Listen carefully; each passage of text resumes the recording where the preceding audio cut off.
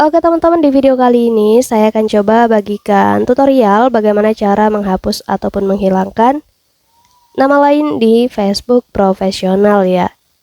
Sebelum lanjut ke tutorialnya, jangan lupa di subscribe dan nyalakan lonceng notifikasinya agar kalian tidak tertinggal video-video terupdate dan juga terbaru dari channel ini.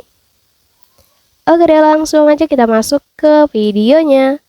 Jadi selain video ini, teman-teman juga bisa tonton ya video saya lainnya, yaitu tutorial bagaimana cara menghapus password Facebook di Google Chrome. Dan untuk videonya kalian bisa tonton, klik di pojok kanan atas ini. Oke lanjut, sekarang kita langsung aja ke tutorialnya. Jadi untuk menghilangkan ataupun menghapus nama lain yang sebelumnya kita pernah buat atau tambahkan di Facebook profesional kita, caranya itu cukup mudah ya. Kalian bisa lakukan dengan beberapa langkah saja untuk dapat menghapus ataupun menghilangkan nama lain yang ada di tampilan profilnya ini.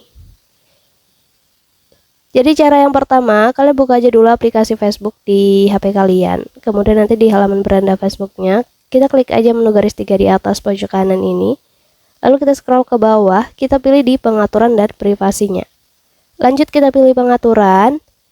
Dan di halaman pengaturan dan privasi ini, kita scroll aja ke bawah.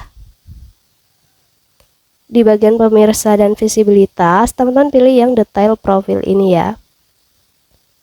Lalu kita scroll aja ke bawah lagi dan sampai ketemu yang di bagian nama lain. Dan untuk nama lain, di sini ada ya. Kita klik aja icon pensilnya ini. Lalu kita pilih yang opsi hapus nama. Lalu kita pilih saja oke. Oke selesai, dan di sini namanya sudah berhasil kita hapus ya, dan nama lainnya juga sudah hilang. Lalu kita kembali ke tampilan profil dari Facebook profesionalnya, dan teman-teman bisa lihat ya perbedaannya.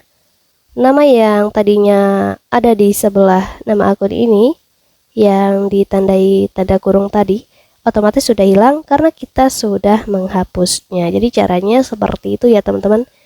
Mungkin cukup untuk tutorialnya, semoga bermanfaat. Selamat mencoba.